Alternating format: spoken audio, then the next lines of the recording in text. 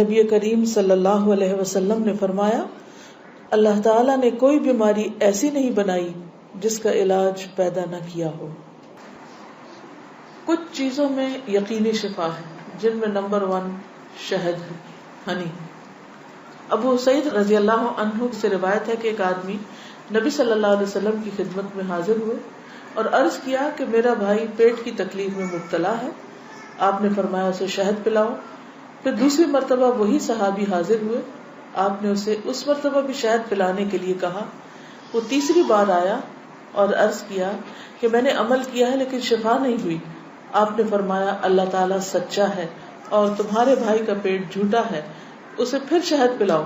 چنانچہ انہوں نے پھر شہد پلایا تو اسے تندرستی ہو گئی، کیونکہ قرآن مجید میں آتا ہے نا کہ شہد کے بارے میں کہ وہ شفا ہے، فیہ شفاء للناس۔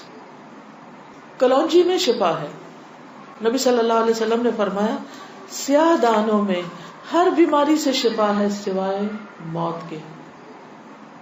عجوہ کھجور، رسول اللہ صلی اللہ علیہ وسلم نے فرمایا عجوہ جنت کے پھلوں میں سے اور اس میں زہر سے شفا ہے، یعنی اگر آپ سمجھتے کہ آپ کے جسم میں آپ کو بلڈ پوائزنس ہو گیا ہے یا ویسے آپ کے اندر بہت ٹاکسنز ہو گئے ہیں تو اس صورت میں بھی آپ اس سے فائدہ اٹھا سکتے ہیں۔ نبی صلی اللہ علیہ وسلم نے فرمایا جو شخص روزانہ چند عجوہ کھجوریں کھا لیا کرے اسے اس دن رات تک زہر اور جادو نقصان نہیں پہنچا سکیں گے۔ بعض جگہ 7 کھجوروں کا ذکر ہے اور بعض اس میں چند دانوں کا ذکر ہے، تو اگر افورڈ کر سکے تو ایک دانہ ہی روز کھا لیں، 3 کھا لیں، 5 کھا لیں، 7 کھا لیں۔ لیکن یہ ہے کہ ایسے شخص کو اگر کوئی زہر بھی دے یا اس کو کوئی جادو کی کوشش کرے تو اثر نہیں ہوگا۔ اسی طرح برنی کھجور کی قسم ہے، رسول اللہ صلی اللہ علیہ وسلم نے فرمایا سب سے بہترین کھجور برنی ہے، وہ بیماری کو دور کرتی ہے اور خود اس میں کوئی بیماری نہیں ہے، یعنی شفا کا ذریعہ ہے۔ پھر زمزم، ابو جمرہ کہتے ہیں کہ میں ابن عباس رضی اللہ عنہ سے لوگوں کے بے قابو ہجوم کو دور رکھتا تھا۔ ابن عباس ایک اسکالر تھے، مفسر قرآن، تو لوگ ہجوم کر دیتے تھے ان پر، لیکن کچھ عرصہ نہ جا سکا۔ بعد میں جب حاضر ہوا تو ابن عباس نے مجھ سے اتنے دن نہ آنے کی وجہ پوچھی، میں نے عرض کیا کہ مجھے بخار ہو گیا تھا۔ ابن عباس کہنے لگے کہ رسول اللہ صلی اللہ علیہ وسلم نے فرمایا بخار جہنم کی گرمی کے اثر سے ہوتا ہے، اس لیے اسے آب زمزم سے ٹھنڈا کیا کرو، یعنی بخار کے مریض کو آب زمزم پلائیں بھی، ماتھے پہ پٹیاں بھی کریں، چھڑکاؤ بھی کریں، کسی بھی طریقے سے اس کو ٹھنڈا کریں زمزم کے ساتھ۔ پھر پانی سے علاج، نبی صلی اللہ علیہ وسلم نے فرمایا جب کسی کو بخار ہو جائے تو 3 رات سحری کے وقت اس پر ٹھنڈا پانی بہایا جائے، یعنی صبح ارلی مارننگ۔ اب یہ وقت آپ نے خود مقرر کیا ہے، اس لیے اس وقت کی پابندی کرنا مسنون طریقہ ہوگا۔ بعض اوقات لوگ خود سے خود ایسی چیزیں اپنے لیے لازم کر لیتے ہیں، وہ ٹھیک نہیں۔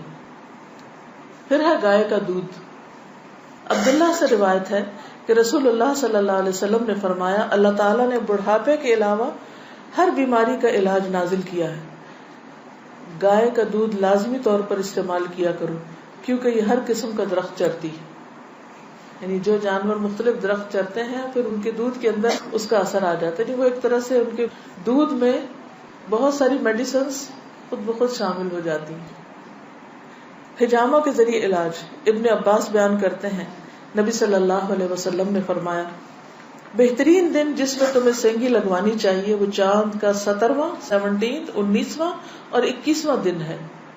معراج کی رات فرشتوں کے جس گروہ کے پاس سے بھی میں گزرا اس نے یہی کہا اے محمد صلی اللہ علیہ وسلم سینگی لگوانے کا اہتمام ضرور کرنا، یعنی حجامہ ضرور کروانا۔ فرشتوں کی ہر جماعت نے آپ کو یہی مشورہ دیا۔ انس رضی اللہ عنہ کہتے ہیں کہ رسول اللہ صلی اللہ علیہ وسلم نے فرمایا جب تم میں سے کسی کا خون بھڑکنے لگے، یعنی بلڈ پریشر ہو جائے، بی پی ہائی ہو جائے، تو وہ سینگی لگوائے، کیونکہ خون کے جوش مارنے سے آدمی کی موت واقع ہو سکتی ہے، یعنی بعض اوقات بی پی کے ہائی ہونے سے انسان مر سکتا ہے۔ پھر کھمبی کے پانی میں شفا ہے، کھمبی جو من کی ایک قسم ہے جس کو یہ کہتے ہیں مشروم، اور اس کا پانی آنکھ کی دوا ہے۔ عود ہندی میں شفا ہے، ام قیس سے مروی ہے کہ میں اپنے ایک لڑکے کو لے کر حضور صلی اللہ علیہ وسلم کی خدمت میں حاضر ہوئی، میں نے اس کی ناک میں بتی ڈالی تھی، اس کا حلق دبایا تھا، چونکہ اس کو گلے کی بیماری ہو گئی تھی. آپ نے فرمایا تم اپنے بچوں کو انگلی سے حلق دبا کر کیوں تکلیف دیتی ہو؟ یہ عود ہندی لو، اس میں 7 بیماریوں کی شفا ہے. ان میں سے ایک ذات الجنب، پسلی کا برم یعنی کہ نمونیا. اگر حلق کی بیماری ہو تو اس کو ناک میں ڈالو، اگر ذات الجنب ہو تو حلق میں ڈالو. یعنی بعض چیزیں ناک کے راستے بھی ٹپکائی جا سکتی، بعض گلے میں ڈالی جا سکتی. جنگلی بکری کے گوشت میں شفا، ہنٹنگ کا جو گوشت ہے نا. انس بن مالک سے روایت ہے کہ رسول اللہ صلی اللہ علیہ وسلم نے فرمایا ارق النساء سے شفا حاصل کرنے کے لیے جنگلی بکری کے ران کے اوپر والے کمر سے متصل حصے کو پگھلایا جائے، پھر اسے 3 حصوں میں تقسیم کیا جائے اور مریض نہار منہ 3 دن یعنی ہر روز ایک حصہ پیے. یعنی اس کو سوپ بنایا جائے، پگھلایا جیسے مراد یہ کہ اس کو بالکل اس کو ملیدہ بنا لیا جائے. کون سے حصے کو؟ ران کے اوپر کے حصے کو. تلبینہ، عائشہ رضی اللہ تعالی عنہا بیمار کے لیے اور میت کے سوگواروں کے لیے تلبینہ پکانے کا حکم دیتی تھی اور فرماتی تھی کہ میں نے رسول اللہ صلی اللہ علیہ وسلم سے سنا ہے کہ تلبینہ مریض کے دل کو سکون پہنچاتا ہے اور غم کو دور کرتا ہے. مہندی، سلمہ ام رافع جو رسول اللہ صلی اللہ علیہ وسلم کی آزاد کردہ باندی ہیں فرماتی ہیں کہ نبی صلی اللہ علیہ وسلم کو زخم ہوتا یا کانٹا چبھتا تو آپ اس جگہ مہندی لگاتے. اور آخری بات یہ کہ پرہیز علاج سے بہتر ہے. ام المنذر بنت قیس انصاریہ کہتی ہیں کہ رسول اللہ صلی اللہ علیہ وسلم میرے پاس آئے، آپ کے ساتھ علی رضی اللہ عنہ بھی تھے جو ابھی ابھی بیماری سے صحت یاب ہوئے تھے. کچھ نیم پختہ کھجوریں جو پک گئی تھی لٹکی ہوئی تھی. رسول اللہ صلی اللہ علیہ وسلم نے ان کو کھانا شروع کر دیا اور علی بھی کھانے کے لیے کھڑے ہوئے، لیکن رسول اللہ صلی اللہ علیہ وسلم نے یہ کہہ کر منع فرمانا شروع کر دیا کہ رک جاؤ کیونکہ ابھی تک بیماری کی کمزوری باقی ہے. سو وہ رک گئے. میں نے جو اور چکندر کا ایک کھانا تیار کیا اور آپ کے پاس لے کر آئی. رسول اللہ صلی اللہ علیہ وسلم نے فرمایا علی یہ کھاؤ، یہ تمہارے لیے زیادہ مفید ہے. یعنی بیمار کو کچھ چیزیں کھانی چاہیے اور کچھ نہیں کھانی چاہیے. تو اس لیے حکم کیا ہے کہ علاج کرتے رہو. اللہ نے کوئی بیماری ایسی نہیں رکھی جس کا علاج نہ رکھا ہو سوائے موت اور بڑھاپے کے. اسی طرح معالج کو دکھانا چاہیے. جابر بن عبداللہ سے روایت ہے کہ رسول اللہ صلی اللہ علیہ وسلم ایک بیمار کی تیمارداری کے لیے تشریف لے گئے اور فرمایا تم لوگ اس کے لیے کوئی طبیب کیوں نہیں بلاتے؟ انہوں نے کہا اللہ کے رسول صلی اللہ علیہ وسلم آپ بھی ہم کو یہ حکم دیں گے، یعنی آپ بھی کہتے ہیں کہ ہم طبیب کو بلائیں. آپ نے فرمایا اللہ تعالیٰ نے جو بیماری اتاری ہے اس کی دوا بھی نازل کی. تو طبیب یا معالج کو دکھانے کا حکم کیوں ہے؟ اس لیے کہ وہ صاحب علم ہے، صاحب تجربہ ہے، اس کے پاس ایکسپیرینس ہے. تو جب انسان کو کسی بھی چیز کے بارے میں علم نہ ہو تو حکم کیا ہے قرآن کا؟ فَاسْأَلُوا أَهْلَ الذِّكْرِ إِن كُنتُمْ لَا تَعْلَمُونَ. جاننے والوں سے پوچھو اگر تم نہیں جانتے، چاہے کوئی دنیاوی مسئلہ ہو یا کوئی دینی مسئلہ ہو. پہلا کیا ہے؟ توکل، اللہ پہ بھروسہ کہ شفا مجھے دے گا تو وہی دے گا.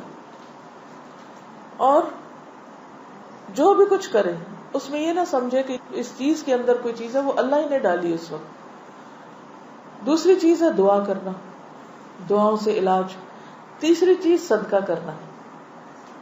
کوئی بیماری آئے تو صدقہ کیا جائے. ہمارے عام طور پر کالے بکرے کا صدقہ کیا جاتا ہے، تو اس کے لیے ضروری نہیں آپ چاہے بکرے کا کریں، چاہے مرغی کا کریں، چاہے کسی چڑیا کا کریں، چاہے کوئی بھی صدقہ کریں، چاہے کھانے کی چیز کا کریں یا کوئی کپڑے کا یا کسی بھی شکل میں. حضرت حسن بصری سے روایت ہے کہ رسول اللہ صلی اللہ علیہ وسلم نے فرمایا داؤوا مرضاکم بالصدقہ، اپنے مریضوں کا علاج صدقہ کے ذریعے کیا کرو. یعنی آپ کو کوئی تکلیف ہوئی فوراً جا کے صدقہ نکال دیں. تیسری چیز کتاب اللہ سے علاج، یعنی قرآن مجید شفا ہے.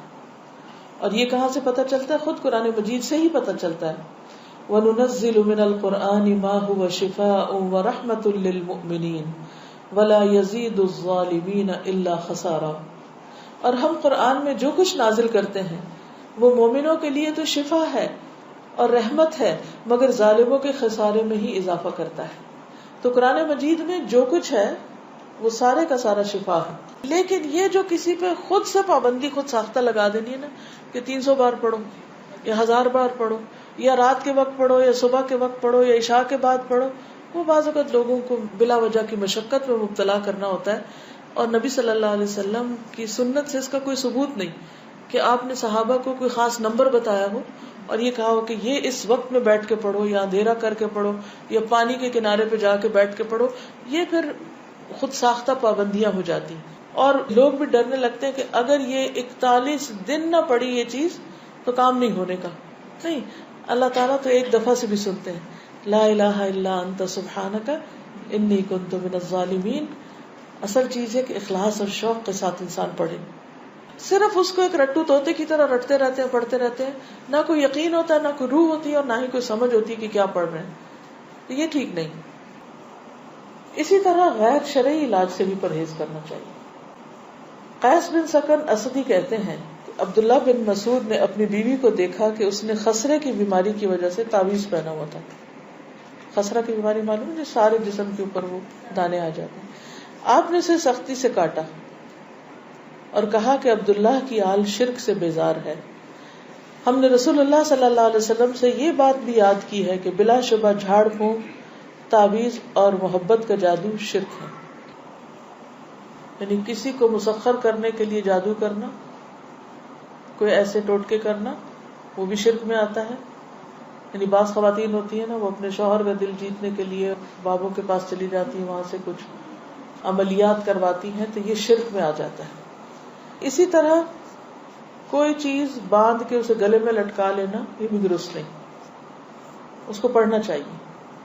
اور شرک یا دم جو ہے یہ سب کچھ پھر شرک میں شامل ہو جاتا ہے. اسی طرح حرام ادویات بھی منع ہے. نبی صلی اللہ علیہ وسلم نے حرام ادویات کے استعمال سے منع فرمایا ہے. ابو ہریرہ سے روایت ہے، سنن نبی داؤد. آپ نے فرمایا جس نے حرام چیز کے ساتھ علاج کیا اللہ تعالیٰ اس کے لیے اس میں شفا نہیں رکھے گا. یعنی حرام شفا نہیں دیتا، وہ مزید کسی بیماری کو بڑھانے کا ذریعہ بن جاتا ہے. آج کل آپ دیکھیں کہ کتنا زیادہ سائیڈ ایفیکٹس کے بارے میں آپ سنتے ہیں. تو بعض اوقات ایسی دوائیاں جو ایک مرض کو بظاہر کیور کرتی ہیں، وہ اپنے ٹاکسنز اور جگہوں پر اتنے زیادہ پیدا کر دیتی ہیں کہ جس سے ایک مرض جاتا ہے تو ایک اور نکل آتا ہے، وہ مکمل شفا نہیں ہوتی. الکوہل سے علاج کرنا منع ہے. بعض لوگ کھانسی وانسی میں وہ دیتے ہیں نا برانڈی، اور کہتے ہیں بس ایک چمچہ بچے کو پلا دو تو ٹھیک ہو جائے گا. چاہے اس سے وہ ٹھیک ہو بظاہر، لیکن وہ مزید مرض پیدا کرنے والی ہے. وہ شفا کا ذریعہ نہیں بلکہ بیماری ہے. نبی صلی اللہ علیہ وسلم نے جو فرمایا کہ 3 چیزوں میں شفا ہے. اس میں ایک شربت اصل، شہد پینا، اور دوسرا شرطت محجم، یعنی اس کے کٹ میں وہ جو حجامہ والا کٹ لگاتا ہے، اور تیسرا داغنا. تو میں تمہیں داغنے سے منع کرتا ہوں. 2 طریقے ٹھیک ہے، شربت اصل ٹھیک ہے، شرطت محجم ٹھیک ہے، لیکن داغنا ٹھیک نہیں.